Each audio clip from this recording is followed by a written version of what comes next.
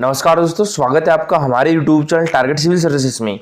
दोस्तों आज है 30 अप्रैल और मध्य प्रदेश के डेली करंट अफेयर में आज हम 24 अप्रैल से 30 अप्रैल तक जितने भी मोस्ट इंपॉर्टेंट करंट अफेयर रहेंगे तो उन पर डिस्कस करेंगे। तो लेक्चर ध्यान से देखिएगा। और देखिए दोस्तों, अभी तक आपका करंट अफेयर नहीं आ रहा था, MP करंट अफेयर, अब आज से कंटिन्यू आएगा। और देखिए दोस्तों, इसको भी मध्य प्रदेश करंट अफेयर में जनवरी 2021 से लेकर दिसंबर 2021 तक मध्य प्रदेश करंट अफेयर की PDF चाहिए तो वो हमारे व्हाट्सएप नंबर 9111920612 पर मैसेज कर इसको मात्र 99 रुपीज़ में परचेज कर सकता है। इसमें दोस्तों आपको लगभग 3500 क्वेश्चंस देखने के लिए मिलेंगे और ये MCQ फॉर्म में रहेंगे, ठीक है। और सारे क्वेश्चंस का डिस्क्रिप्टिव भी रहेगा। अगर आप जनवरी 2022, फरवरी 2022 और मार्च 2022 की PDF परचेज करना चाहते हो तो वो भी कर सकते हो।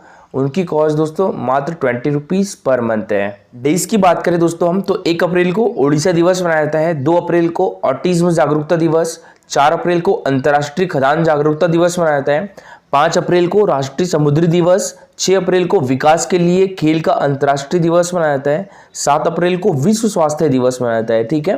तो विश्व स्वास्थ्य दिवस कब मनाया जाता है? ये 7 अप्रैल को। और विश्व होम्योपैथी दिवस ये 10 अप्रैल को मनाया जाता है। 11 अप्रैल को राष्ट्रीय सुरक्षित मातृत्व दिवस मनाया जाता है। 12 अप्रैल को विश्व मानव अंतरिक्ष यात्री दिवस मनाया जाता है। और 13 अप्रैल को दोस्तों जलियांवाला बाग नरसंहार दिवस मनाया जाता है। 14 अप्रैल को डॉक्टर भीमराव अंबेडकर जी की जयंती। 15 अप्रैल को हिमाचल प्रदेश का स्थापना दिवस मनाया जाता है। 17 अप्रैल को विश्व हेमोफीलिया दिवस मनाया जाता है। 18 अप्रैल को विश्व धरोहर दिवस मनाया जाता है। और 19 अप्रैल को विश्व यकृत दिवस मनाया जाता है। 21 अप्रैल को सिविल सेवा दिवस मनाया जाता है। 22 अप्रैल को अंतर्राष्ट्रीय पृथ्वी दिवस मनाया जाता है। और 23 अप्रैल को विश्व पुस्तक दिवस। 24 अप्रैल को राष्ट्रीय पंचायती दिवस मनाया जाता है। और 25 अप्रैल को विश्व मलेरिया दिवस मनाया जाता है। 26 अप्रैल को विश्व बौद्धिक संपदा दिवस मनाया जाता है। और 29 अप्रैल को दोस्तों अंतर्राष्ट्रीय नृत्य दिवस मनाया जाता है। चलिए दोस्तों, सबसे पहले हमने जो कल करंट अफेयर पढ़े तो उसका रिवीजन कर लेते हैं, उसके बाद स्टार्ट करेंगे हम आज के करंट अफेयर। तो कल के करंट अफेयर में पहला क्वेश्चन था हमारा, हाल ही में मध्य प्रदेश के किस जिले के अवनीश तिवारी ने 7 साल की उम्र में माउंट एवरेस्ट फतह कर लिए दोस्तों? तो ये किस डिस्ट्रिक्ट के है? ये इंदौर के है। तो इसका आंसर क्या जाएगा दोस्तों? Option number A, Indore. दोस्तों ये है अवनीश तिवारी और ये इनके पिताजी है आदित्य तिवारी। कि दोस्तों जो अवनीश तिवारी है ये डाउन सिंड्रोम से ग्रसित है। इस रोग से ग्रसित रोगी मंदबुद्धि, आंखें टेढ़ी, जीभ मोटी तथा इनका अनियमित शारीरिक ढांचा होता है और इसे दोस्तों मंगोलिज्म भी कहते हैं, ठीक है। और जो आदित्य तिवारी है दोस्तों इनके पिताजी, इन्होंने इनको गोद लिया है। इसकी मेगा परमार किस डिस्ट्रिक्ट से है दोस्तों? मेगा परमार तो ये सीहोर डिस्ट्रिक्ट से है। तो दोस्तों इन्होंने अभी हाल ही में कितने फीट की टेक्निकल स्कूबा डाइविंग कर नया विश्व रिकॉर्ड बनाया दोस्तों? तो ये 147 फीट की टेक्निकल स्कूबा डाइविंग कर दोस्तों इन्होंने नया विश्व रिकॉर्ड बनाया है। तो इसका आंसर क्या होगा दोस्तों? ऑप्शन नंबर डी, ठीक है। और अगर मीटर में पूछा जाए दोस्तों तो कितने मीटर हो जाएगा? ये लगभग 45 मीटर हो जाएगा, ठीक है। तो मध्य प्रदेश की मेगा परमार ने दोस्तों 45 मीटर यानी 147 फीट की टेक्निकल स्कूबा डाइविंग कर नया विश्व रिकॉर्ड बनाया है। तो बात करें हम हमारे मध्य प्रदेश के सीहोर डिस्ट्रिक्ट की मेगा परमार की, तो ये हमारे मध्य प्रदेश की माउंट एवरेस्ट पार करने वाली पहली महिला है। देखिए कभी कभी अगर आप देखोगे तो भावना ढेरिया का भी नाम आता है जो कि छिंदवाड़ा डिस्ट्रिक्ट से, तो इनके बीच कुछ ही टाइम का डिफरेंस है दोस्तों। और दोस्तों मेगा परमार हमारे मध्य प्रदेश की बेटी बचाओ बेटी पढ़ाओ अभियान की ब्रांड एम्बेसडर भी है। और मेगा परमार ने माउंट एवरेस्ट कब पार किया था दोस्तों? तो ये 22 मई 2019 को किया था, ठीक है। और माउंट एवरेस्ट की ऊंचाई कितनी है दोस्तों? 8,848 मीटर है। और ये कहां पर है? तो ये नेपाल में है। दोस्तों माउंट एवरेस्ट पार करने वाले विश्व के प्रथम व्यक्ति कौन थे? तो ये एडमंड हिलेरी और तेंजिंग नॉर्गे थे। इन्होंने कब पार किया था दोस्तों? 1953 में माउंट एवरेस्ट को पार किया था। और दोस्तों माउंट एवरेस्ट पार करने वाली हमारे देश की पहली महिला कौन थी? तो बछेंद्री पाल थी। बछेंद्री पाल ने दोस्तों माउंट एवरेस्ट कब पार किया था? तो ये 1984 में पार किया था। नेक्स्ट क्वेश्चन दोस्तों हमारा, हाल ही में 2 दिवसीय वित्तीय कार्य प्रणाली सुदृढ़ीकरण पर चिंतन 2022 की शुरुआत कहां की गई है दोस्तों? तो ये पचमढ़ी में की गई है। तो इसका आंसर क्या जाएगा? Option number A. और पचमढ़ी दोस्तों हमारे मध्य प्रदेश की ग्रीष्मकालीन राजधानी भी है। किस डिस्ट्रिक्ट में है दोस्तों? तो ये नर्मदापुरम डिस्ट्रिक्ट में है। और नर्मदापुरम का पहला नाम क्या था दोस्तों? तो ये होशंगाबाद था, ठीक है। 3 फरवरी 2022 को इसका नाम क्या कर दिया गया? नर्मदापुरम कर दिया गया। ओरछा की बात करें तो दोस्तों ओरछा कहां पर है? ये निवाड़ी डिस्ट्रिक्ट में है। और निवाड़ी हमारे मध्य प्रदेश का 52वां डिस्ट्रिक्ट था, ठीक है। और देखिए दोस्तों खजुराहो की बात करें तो खजुराहो छतरपुर डिस्ट्रिक्ट में है। और खजुराहो के मंदिर को दोस्तों यूनेस्को द्वारा विश्व धरोहर स्थल की सूची में कब शामिल किया गया था? तो ये 1986 में शामिल किया गया था, ठीक है। और सांची कहाँ पर है दोस्तों? तो सांची रायसेन डिस्ट्रिक्ट में है। और सांची स्तूप को हमारा यूनेस्को द्वारा विश्व धरोहर स्थल की सूची में कब शामिल किया गया था? तो ये 1989 में शामिल किया गया था। और दोस्तों रायसेन डिस्ट्रिक्ट में ही भीमबेटका की गुफाएं भी है, तो इनको भी यूनेस्को द्वारा विश्व धरोहर स्थल की सूची में 2003 में शामिल किया गया था। तो आपको पता होगा कि नर्मदापुरम में एक राष्ट्रीय उद्यान है, कौन सा? सतपुड़ा राष्ट्रीय उद्यान। तो दोस्तों इसको यूनेस्को द्वारा विश्व धरोहर स्थल की परीक्षण सूची में कब शामिल किया गया था? 2021 में शामिल किया गया है। 2021 में दोस्तों हमारे मध्य प्रदेश के 2 प्लेस को, कौन कौन से? एक तो बेड़ाघाट जो कि जबलपुर डिस्ट्रिक्ट में है, और एक सतपुड़ा राष्ट्रीय उद्यान है जो कि नर्मदापुरम डिस्ट्रिक्ट में है दोस्तों। तो इनको यूनेस्को द्वारा विश्व धरोहर स्थल की परीक्षण सूची में शामिल किया गया है। तो अभी हाल ही में वर्ल्ड हेरिटेज डे कब मनाया गया? तो ये 18 अप्रैल को मनाया गया है, ठीक है, तो ये भी याद रखिएगा। नेक्स्ट क्वेश्चन दोस्तों हमारा, हाल ही में 2 दिवसीय 48वीं अखिल भारतीय पुलिस विज्ञान कांग्रेस का शुभारंभ किसने किया है दोस्तों? तो ये किया है दोस्तों हमारे देश के केंद्रीय गृह मंत्री अमित शाह जी के द्वारा। तो इसका आंसर क्या जाएगा? Option number B. और कहां पर किया है दोस्तों? हमारे मध्य प्रदेश की राजधानी भोपाल में किया है। अभी देखिए दोस्तों हाल ही में यानी कल 22 अप्रैल 2022 को जो हमारे देश के केंद्रीय गृह मंत्री है अमित शाह जी, तो इन्होंने दौरा किया था और 48वीं अखिल भारतीय पुलिस विज्ञान कांग्रेस का शुभारंभ किया। दोस्तों ज्योतिरादित्य सिंधिया हमारे देश के केंद्रीय नागरिक एवं उड्डयन मंत्री है। नितिन गडकरी दोस्तों केंद्रीय सड़क एवं परिवहन मंत्री है। और नरेंद्र सिंह तोमर दोस्तों केंद्रीय कृषि एवं किसान कल्याण मंत्री है। नेक्स्ट क्वेश्चन दोस्तों हमारा, हाल ही में केंद्र शासन द्वारा, ठीक है, केंद्र सरकार द्वारा मध्य प्रदेश में कितने चलित पशु चिकित्सा इकाई स्वीकृत की गई है दोस्तों? तो ये 406। तो इसका आंसर क्या जाएगा? Option number A. Next question दोस्तों हमारा, देश का तीसरा इंक्यूबेशन सेंटर मध्य प्रदेश के किस राष्ट्रीय उद्यान में शुरू किया जाएगा दोस्तों? तो ये वन विहार राष्ट्रीय उद्यान भोपाल में। तो इसका आंसर क्या जाएगा? ऑप्शन नंबर डी, ठीक है, वन विहार राष्ट्रीय उद्यान। और दोस्तों यहाँ बात करें हम वन विहार राष्ट्रीय उद्यान की, तो इसकी स्थापना कब हुई थी? ये 1979 में की गई थी, ठीक है। किस डिस्ट्रिक्ट में दोस्तों? तो भोपाल डिस्ट्रिक्ट में है। दोस्तों हमारे मध्य प्रदेश में कितने राष्ट्रीय उद्यान है? तो 12 राष्ट्रीय उद्यान है, ठीक है। पहला राष्ट्रीय उद्यान जो था वो कान्हा राष्ट्रीय उद्यान है, मंडला डिस्ट्रिक्ट में है, और इसकी स्थापना 1955 में की गई थी। और देखिए सबसे नया राष्ट्रीय उद्यान जो है वो कुनो पालमपुर राष्ट्रीय उद्यान है। कुनो पालमपुर राष्ट्रीय उद्यान सोपोर डिस्ट्रिक्ट में है और इसकी स्थापना 2018 में की गई थी, ठीक है। सतपुड़ा राष्ट्रीय उद्यान कहाँ पर है दोस्तों? ये होशंगाबाद डिस्ट्रिक्ट में है। और सतपुड़ा राष्ट्रीय उद्यान की स्थापना कब की गई थी? ये 1983 में की गई थी, ठीक है। और देखिए दोस्तों अभी 2021 में यूनेस्को द्वारा विश्व धरोहर स्थल की परीक्षण सूची में शामिल किया गया है सतपुड़ा राष्ट्रीय उद्यान को, 2 प्लेस को। दोस्तों जबलपुर के भेड़ाघाट को भी यूनेस्को द्वारा विश्व धरोहर स्थल की परीक्षण सूची में शामिल किया गया है। कब दोस्तों? 2021 में। पेंच राष्ट्रीय उद्यान हमारे मध्य प्रदेश के किस डिस्ट्रिक्ट में दोस्तों? तो ये सिवनी और छिंदवाड़ा डिस्ट्रिक्ट में है और इसकी स्थापना 1975 में की गई थी। नेक्स्ट क्वेश्चन दोस्तों हमारा, किस जिले के संतरे की पहचान सतपुड़ा ऑरेंज से होगी? तो ये दोस्तों छिंदवाड़ा डिस्ट्रिक्ट के संतरे की पहचान। तो इसका आंसर क्या जाएगा? ऑप्शन नंबर डी, ठीक है दोस्तों, छिंदवाड़ा डिस्ट्रिक्ट। क्वेश्चन दोस्तों हमारा, केवल महिला उद्यमियों के लिए औद्योगिक क्षेत्र बनाने वाला देश का दूसरा राज्य कौन सा होगा दोस्तों? तो ये होगा हमारा मध्य प्रदेश। तो इसका आंसर क्या जाएगा? Option number B. और दोस्तों पहला राज्य कौन सा है? तेलंगाना है और दूसरा राज्य हमारा मध्य प्रदेश होगा। चलिए दोस्तों अभी स्टार्ट करते हैं हम आज की करंट अफेयर। तो आज की करंट अफेयर में पहला क्वेश्चन है हमारा, हाल ही में किस राज्य के टेंडर्स पोर्टल को वर्ष 2021 के लिए परियोजना श्रेणी में CSI SIG e governance award से सम्मानित किया है दोस्तों? तो ये हमारे मध्य प्रदेश टेंडर्स पोर्टल को। तो इसका आंसर क्या जाएगा? ऑप्शन नंबर ए, ठीक है, मध्य प्रदेश टेंडर्स पोर्टल। तो देखिए दोस्तों 23 अप्रैल 2022 को प्रयागराज कहां पर है दोस्तों? तो ये उत्तर प्रदेश में है। पहले इसका नाम इलाहाबाद था, ठीक है, अब प्रयागराज हो गया है। तो 23 अप्रैल 2022 को प्रयागराज स्थित Motilal Nehru national institute of technology में आयोजित 19वां CSI SIG अवार्ड समारोह में MP टेंडर्स पोर्टल ने परियोजना श्रेणी में वर्ष 2021 के लिए प्रशंसा का राष्ट्रीय स्तर का प्रतिष्ठित CSI SIG e governance award प्राप्त किया है। 19वां CSI SIG e governance award 2021 निविदाओं के लिए प्रशंसा का पुरस्कार के रूप में मध्य प्रदेश सरकार ई प्रोक्यूरमेंट सिस्टम MPSEDC हेतु मील का पत्थर है और ऑनलाइन ई निविदा प्रणाली के लिए नोडल एजेंसी के रूप में MPSEDC की भागीदारी के साथ वर्ष 2006 में शुरू किया गया था। यह उपलब्धि मध्य प्रदेश राज्य इलेक्ट्रॉनिक्स विकास निगम के लिए दूरदर्शी परियोजना साबित हुई है दोस्तों। मध्य प्रदेश राज्य इलेक्ट्रॉनिक्स विकास निगम ने न्यूनतम मानवीय भागीदारी के साथ फुलप्रूफ कार्यक्रम के लिए स्थिर समाधान बनाए हैं और संस्था ने पारदर्शिता, आधुनिक तकनीक, मजबूत बुनियादी ढांचा और मजबूत टीम से इस सफलता को प्राप्त किया है। दोस्तों संस्था का लक्ष्य अपने भागीदारों को मूल्य आधारित सेवाएं देने, अच्छी परियोजना प्रबंधन विचारों को अपनाने, लगातार प्रशिक्षण, एक डाटा विश्लेषण डैशबोर्ड सुविधा और फर्म को अपने लक्ष्यों तक पहुंचने में मदद करने के लिए सभी हितधारकों पर ध्यान केंद्रित करना है। और संस्था ने अपनी परियोजना को आसान बनाने के लिए नवीनतम तकनीकी विकास को लागू किया है और साथ ही डाटा एनालिसिस को एक उपकरण के रूप में उपयोग करते हुए विषमताओं का लाभ उठाकर और समस्याओं के मूल कारण का पता लगाने में मदद करके सुधार किया है। और दोस्तों CSI SIG e governance award प्रतिष्ठित राष्ट्रीय स्तर का पुरस्कार है जो कंप्यूटर सोसाइटी ऑफ इंडिया के द्वारा सर्वश्रेष्ठ ई गवर्नेंस में किए गए नवाचारों को स्वीकार करने के लिए दिया जाता है। क्वेश्चन दोस्तों हमारा, हाल ही में विश्व की सबसे पुरानी रॉक पेंटिंग में से एक भीमबेटका रॉक पेंटिंग और आश्रय पर वेबिनार का आयोजन कहां पर किया गया है दोस्तों? तो ये किया गया है रायसेन डिस्ट्रिक्ट में।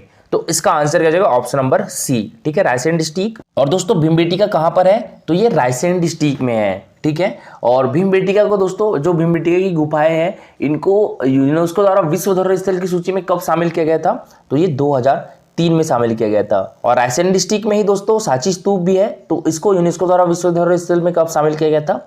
ये 1989 में शामिल किया गया था। और खजुराहो के मंदिर जो कि छतरपुर डिस्ट्रिक्ट में है, उनको कब किया गया था यूनेस्को द्वारा विश्व धरोहर स्थल की सूची में शामिल?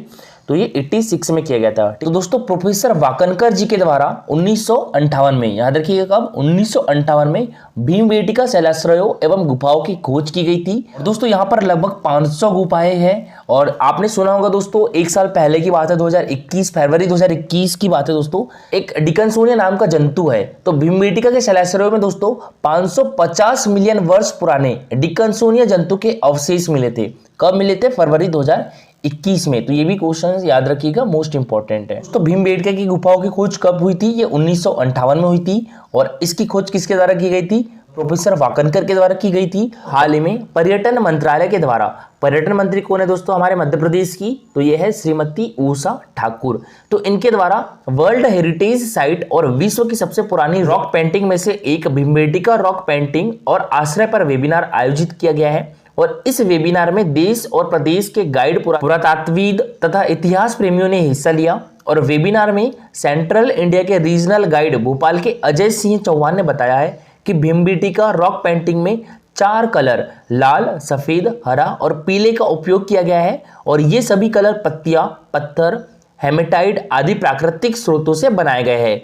और भीमबेटका में नृत्य और संगीत, बॉडी आर्ट, आखेट और पशुओं को चित्रित किया गया है। और इस प्रकार की पेंटिंग को पिक्टोग्राफ कहा गया है, ठीक है। तो ये भी पॉइंट याद रखिएगा। और भीमबेटका रॉक पेंटिंग और आश्रय में मानव जीवन की यात्रा चित्रित की गई है। और इसमें जीवन की दिन प्रतिदिन गतिविधियां, पशु, आखेट, जंगल में उपयोग चीजें एकत्रित करना आदि दिखाया गया है। भीमबेटका रॉक पेंटिंग और आश्रय भारत में यूनेस्को की विश्व धरोहर रॉक साइट है दोस्तों। यह प्रागैतिहासिक रॉक पेंटिंग और रॉक शेल्टर के लिए बहुत लोकप्रिय है।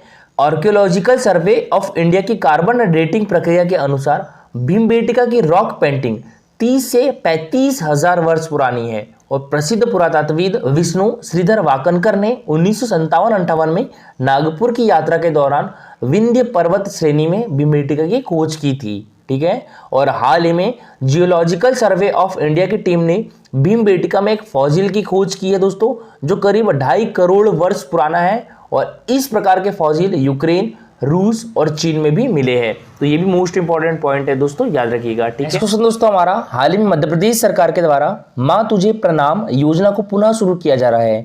यह किस विभाग से संबंधित है दोस्तों? तो यह योजना खेल विभाग से संबंधित है। तो इसका आंसर क्या जाएगा? ऑप्शन नंबर बी, ठीक है, खेल विभाग। और दोस्तों हमारे मध्य प्रदेश की खेल एवं युवा कल्याण विभाग की मंत्री कौन है दोस्तों? तो ये है यशोधरा राजे सिंधिया।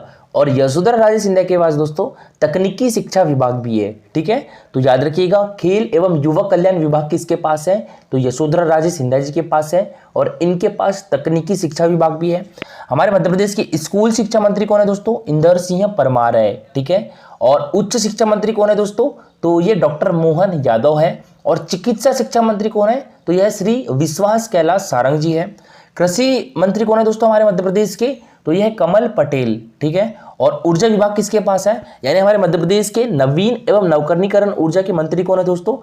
हरदीप सिंह डंग, ठीक है। और हरदीप सिंह डंग के बाद दोस्तों पर्यावरण विभाग भी है। देखिए दोस्तों 23 अप्रैल 2022 को मध्य प्रदेश की खेल एवं युवा कल्याण मंत्री श्रीमती यशोधरा राजे सिंधिया ने बताया है कि कोविड काल के बाद मां तुझे प्रणाम योजना को पुनः शुरू किया जा रहा है और इस वर्ष योजना में पहली बार हमारे मध्य प्रदेश की लाडली लक्ष्मियां देश की सीमा की यात्रा करेंगी और सशक्त भारत और आत्मनिर्भर मध्य प्रदेश के सपने को साकार करने के लिए युवाओं में देश की सीमाओं की सुरक्षा के प्रति जागृति लाने, राष्ट्र के प्रति समर्पण और युवाओं को सेना तथा अर्धसैनिक बलों के प्रति आकर्षित करने के उद्देश्य से मां तुझे प्रणाम योजना की शुरुआत की गई है। और मंत्री यशोधरा राजे सिंधिया ने बताया है कि 2 से 11 मई तक चलने वाले लाडली लक्ष्मी उत्सव में 2 मई को मुख्यमंत्री शिवराज सिंह चौहान 200 लाडली लक्ष्मियों को हरी झंडी दिखाकर बाघा बॉर्डर की यात्रा के लिए रवाना करेंगे। दोस्तों, इस यात्रा से किशोरियों में न सिर्फ देशभक्ति की भावना जागृत होगी बल्कि वे भविष्य में देश की सेवा कर स्वयं को आत्मनिर्भर बनाने में भी सफल होगी। खेल एवं युवा कल्याण विभाग की मां तुझे प्रणाम योजना में जिला कलेक्टर की अध्यक्षता में गठित चयन समिति द्वारा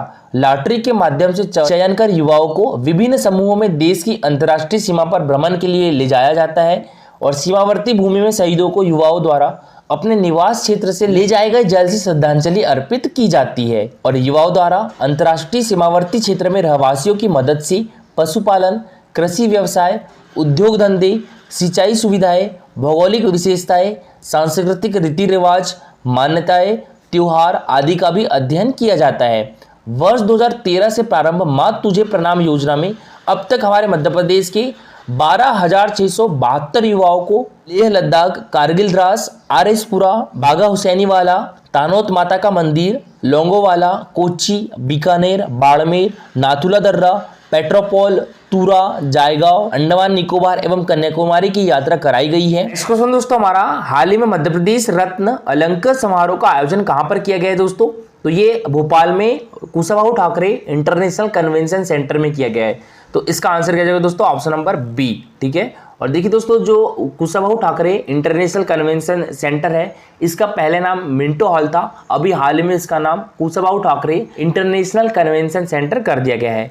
तो दोस्तों 25 अप्रैल 2022 को मध्य प्रदेश के राज्यपाल श्री मंगूभाई पटेल ने Kushabhau Thakre international convention centre में मध्य प्रदेश प्रेस क्लब द्वारा आयोजित मध्य प्रदेश रत्न अलंकार समारोह में विभिन्न विभूतियों को सम्मानित किया है। राज्यपाल ने इस अलंकार समारोह में मध्य प्रदेश नवरत्न सम्मान से देश के प्रसिद्ध पत्रकार Padmashri Alok Mehta, Param Vishisht Seva medal air marshal Pradeep Padmakar Bapat, पटकथा लेखक एवं फिल्म निर्माता Rumi Jafri, national school of drama के प्राध्यापक लोकेंद्र त्रिवेदी, भारत सरकार द्वारा औद्योगिक जगत में लाइफ टाइम अचीवमेंट अवार्ड से सम्मानित संजीव सरन, लघु एवं वित्त चित्र निर्माता निर्देशक देवेंद्र खंडेलवाल, वरिष्ठ समाजसेवी निर्मल दास नारंग, नृत्यांगना डॉक्टर टीना देवले तांबे, कवि एवं संपादक डॉक्टर सुधीर सक्सेना को सम्मानित किया गया है। और मध्य प्रदेश प्रेस क्लब की स्थापना 18 अप्रैल 1992 को हुई थी। इसके संस्थापक अध्यक्ष स्वर्गीय एल.एन. वर्मा थे और वर्तमान में इसके अध्यक्ष डॉक्टर नवीन आनंद जोशी है तथा महासचिव भाई नितिन वर्मा एवं उपाध्यक्ष महेंद्र शर्मा है।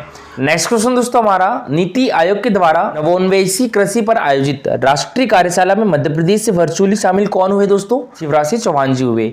तो इसका आंसर क्या जाएगा? Option number A. ठीक है, कमल पटेल हमारे मध्य प्रदेश की कृषि मंत्री है, गिरीश गौतम हमारे मध्य प्रदेश के विधानसभा के अध्यक्ष है दोस्तों, और सचिन चतुर्वेदी दोस्तों हमारे मध्य प्रदेश राज्य नीति एवं योजना आयोग के उपाध्यक्ष है। तो देखिए दोस्तों 25 अप्रैल 2022 को आजादी के अमृत महोत्सव में न्यू दिल्ली के विज्ञान भवन में नीति आयोग के द्वारा नवोन्वेषी कृषि पर आयोजित राष्ट्रीय कार्यशाला में मुख्यमंत्री शिवराज सिंह चौहान मंत्रालय से वर्चुअली शामिल हुए और प्रथम सत्र नीति आयोग के उपाध्यक्ष डॉक्टर राजीव कुमार की अध्यक्षता में हुआ। और दोस्तों अभी नीति आयोग के उपाध्यक्ष कौन बनाए गए हैं? तो ये बनाया गया है सुमन बेरी। ठीक है, तो सुमन बेरी नाम याद रखिएगा, ये अभी हाल ही में नीति आयोग के उपाध्यक्ष बनाए गए हैं। और राज्यों में प्राकृतिक खेती पर हुए प्रथम तकनीकी सत्र में मुख्यमंत्री शिवराज सिंह चौहान के साथ उत्तर प्रदेश के मुख्यमंत्री योगी आदित्यनाथ, आंध्र प्रदेश के मुख्यमंत्री वाई.एस. जगनमोहन रेड्डी ने भी वर्चुअली अपने विचार रखे। और मुख्यमंत्री शिवराज सिंह चौहान ने कहा है कि मध्य प्रदेश में प्राकृतिक खेती को प्रोत्साहन देने के लिए प्राकृतिक कृषि विकास बोर्ड का गठन किया गया है। दोस्तों किस राज्य सरकार के द्वारा कृषि विकास बोर्ड का गठन किया गया है? तो ये मध्य प्रदेश सरकार के द्वारा प्राकृतिक खेती अपनाने के लिए ग्राम स्तर तक वातावरण बनाने और इसमें किसानों की सहायता करने के लिए राज्य सरकार कई कदम उठा रही है। और मध्य प्रदेश में 52 जिले हैं दोस्तों, और प्रारंभिक रूप से प्रत्येक जिले के 100 गांव में प्राकृतिक खेती को प्रोत्साहित करने के लिए विशेष गतिविधियां संचालित की जाएगी और वर्तमान खरीफ की फसल से प्रदेश के 5200 गांवों में प्राकृतिक खेती की गतिविधियां आरंभ होंगी। वातावरण निर्माण के लिए हमारे मध्य प्रदेश में मई माह में गुजरात के राज्यपाल आचार्य देवव्रत के मार्गदर्शन में कृषि से जुड़े विभागों के अधिकारियों के लिए राज्य स्तरीय कार्यशालाओं का आयोजन किया जाएगा और अब तक हमारे मध्य प्रदेश के 1,65,000 किसानों ने प्राकृतिक खेती में रुचि दिखाई है। और मुख्यमंत्री शिवराज सिंह चौहान जी के द्वारा कहा गया है कि जिस प्रकार हरित क्रांति के लिए किसानों को रासायनिक खाद पर सब्सिडी और अन्य सहायता उपलब्ध कराई गई है, उसी प्रकार प्राकृतिक खेती अपनाने के लिए किसानों को प्रोत्साहन देना और सहयोग करना आवश्यक है। तो देखिए अभी हाल ही में किस राज्य सरकार ने प्राकृतिक खेती अपनाने वाले किसानों को देसी गाय रखने के लिए 900 रुपए प्रति माह देने की घोषणा की है? तो ये भी हमारे मध्य प्रदेश गवर्नमेंट ने। तो इसका आंसर क्या जाएगा? ऑप्शन नंबर ए, ठीक है, मध्य प्रदेश। तो दोस्तों प्राकृतिक खेती के लिए देसी गाय आवश्यक है और देसी गाय से ही प्राकृतिक खेती के लिए आवश्यक जीवामृत तथा धन जीवामृत बनाए जा सकते हैं। और प्राकृतिक खेती अपनाने वाले किसानों को देसी गाय रखने के लिए 900 रुपए प्रति माह अर्थात 10,800 रुपए प्रति वर्ष उपलब्ध कराए जाएंगे। साथ ही प्राकृतिक कृषि कीट लेने के लिए किसानों को 75% राशि सरकार की ओर से उपलब्ध कराई जाएगी और प्राकृतिक खेती के मार्गदर्शन के लिए प्रत्येक विकासखंड में 5 पूर्णकालिक कार्यकर्ताओं की सेवाएं उपलब्ध कराई जाएगी और प्रत्येक गांव में किसान मित्र और किसान दीदी की व्यवस्था भी होगी जो प्राकृतिक खेती के मास्टर ट्रेनर के रूप में कार्य करेंगे। नेक्स्ट क्वेश्चन दोस्तों हमारा, मध्य प्रदेश ने आयुष्मान भारत योजना में शिकायतों के निवारण को लेकर देश में कौन सा स्थान प्राप्त किया है दोस्तों? तो ये प्रथम स्थान प्राप्त किया है। तो इसका आंसर हो जाएगा ऑप्शन नंबर ए, ठीक है, प्रथम स्थान। तो देखिए दोस्तों 25 अप्रैल 2022 को मध्य प्रदेश के लोक स्वास्थ्य एवं परिवार कल्याण मंत्री डॉक्टर प्रभुराम चौधरी ने बताया है कि राष्ट्रीय स्वास्थ्य प्राधिकरण के 2021-22 के प्रतिवेदन में मध्य प्रदेश ने शिकायत निवारण में 86 अंक स्कोर प्राप्त कर आयुष्मान भारत योजना में शिकायतों के निवारण को लेकर देश में प्रथम स्थान प्राप्त किया है। और लोक स्वास्थ्य एवं परिवार कल्याण मंत्री डॉक्टर प्रभुराम चौधरी ने कहा है कि राष्ट्रीय स्वास्थ्य प्राधिकरण ने वर्ष 2021-22 के प्रगति प्रतिवेदन में शिकायत निवारण प्रणाली के तहत प्रदेश में 67 चिकित्सालयों के विरुद्ध प्राप्त शिकायतों में अर्थदंड अधिरोपित कर 1,57,00,000 रुपए की वसूली की है। और इस योजना में 140 हितग्राहियों से प्राप्त शिकायतों के आधार पर 59,02,000 रुपए बैंक खातों के माध्यम से वापस कराकर निःशुल्क उपचार के उद्देश्य को पूर्ण किया गया है। आयुष्मान भारत योजना में मध्य प्रदेश के पात्र हितग्राहियों को पिछले 3 वर्ष से अधिक समय से गुणवत्तापूर्ण स्वास्थ्य सेवाएं उपलब्ध हो रही है और योजना में पात्र हितग्राहियों को 1000 शासकीय और निजी चिकित्सालयों से 5 लाख रुपए तक का उपचार प्रति परिवार प्रति वर्ष उपलब्ध कराया जा रहा है। नेक्स्ट क्वेश्चन दोस्तों हमारा, किस राज्य को मलेरिया नियंत्रण में उल्लेखनीय कार्य के लिए सर्टिफिकेट ऑफ एप्रिसिएशन से सम्मानित किया है दोस्तों? तो ये हमारे मध्य प्रदेश राज्य को। तो इसका आंसर क्या जाएगा? Option number A. और दोस्तों अभी हाल ही में विश्व मलेरिया दिवस कब मनाया गया?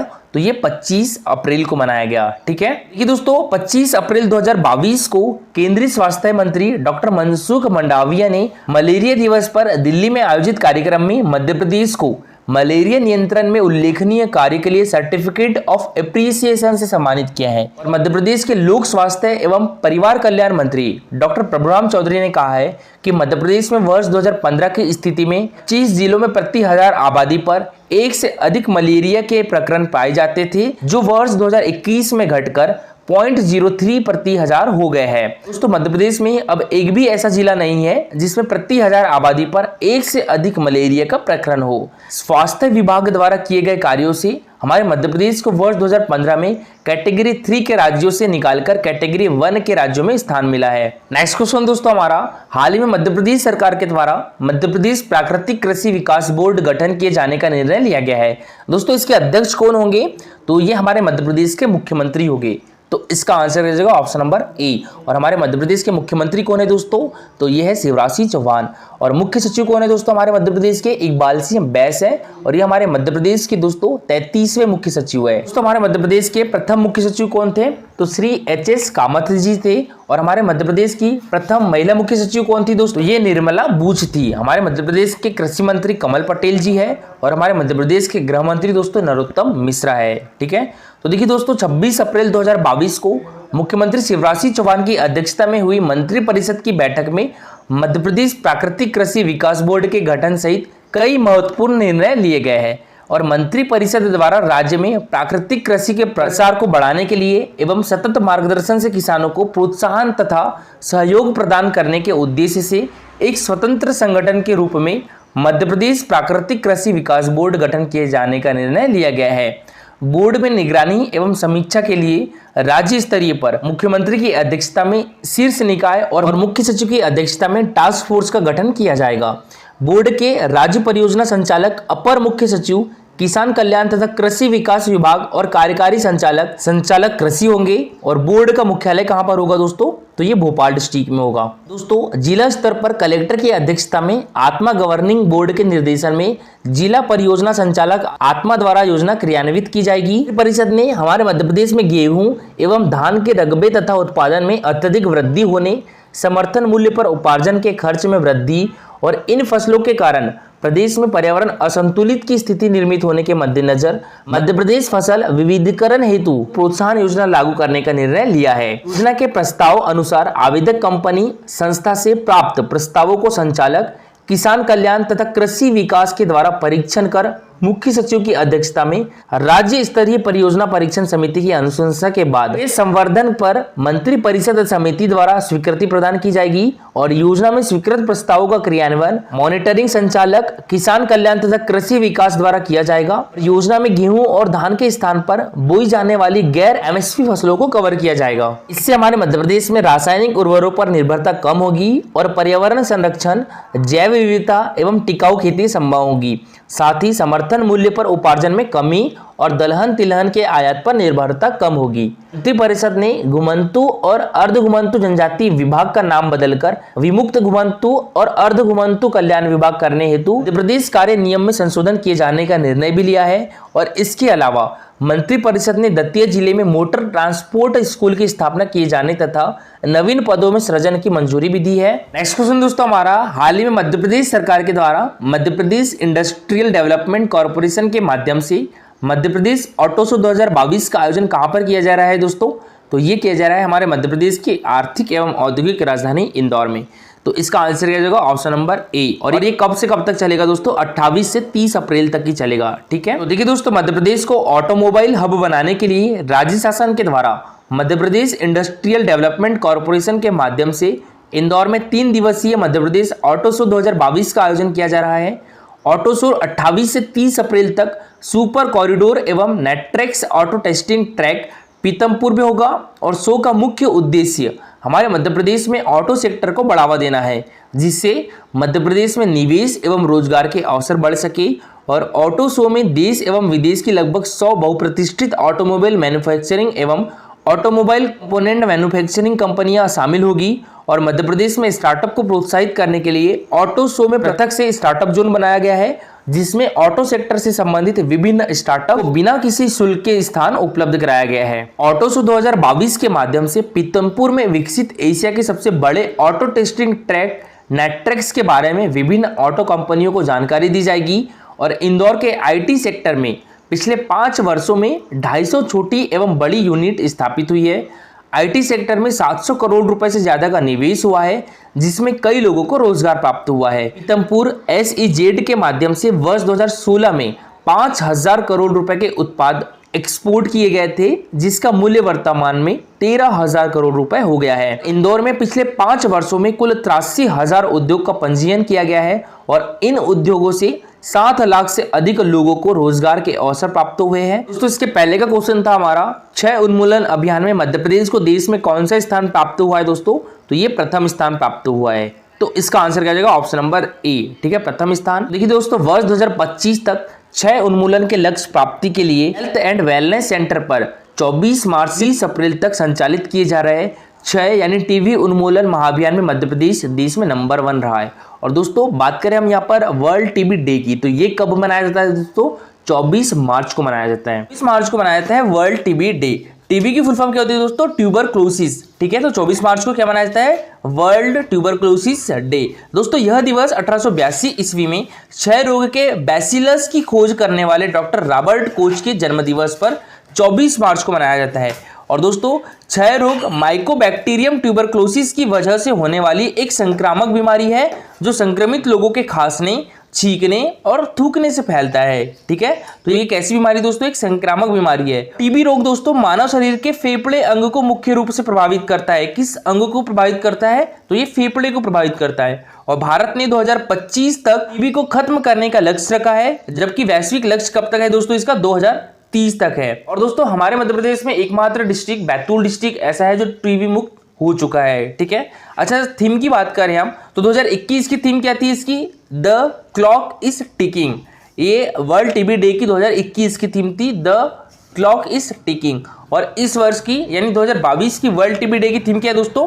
Invest to end TB save lives. अभी हाल ही में 14 अप्रैल को डॉक्टर बाबा साहब अम्बेडकर जी की कौन सी जयंती मनाई गई है 2022 में? आपको बताना है 130वीं, 131वीं, 132वीं या 133वीं। तो इसका आंसर पूरा डिटेल में दीजिएगा। देखिए दोस्तों, ये है हमारा Telegram channel target civil services. तो इस पर डेली 20 क्वेश्चन का क्विज होता है। ठीक है, जिसमें मध्य प्रदेश करंट अफेयर से रिलेटेड भी क्वेश्चन रहते हैं और एमपी जीके से भी रिलेटेड क्वेश्चंस रहते हैं। अभी तक नहीं हो रहे थे दोस्तों, अब कंटिन्यू होंगे। ठीक है, और इस टाइप से इसमें दोस्तों रैंक आती है। और दोस्तों अब तक हमने 160 पार्ट कर चुके हैं क्विज के। और देखिए दोस्तों, अगर आप पुराने क्विज अटेम्प्ट करना चाहते हो तो वो भी कर सकते हो। ओके दोस्तों, आज के लिए इतना ही। Thank you for watching this video.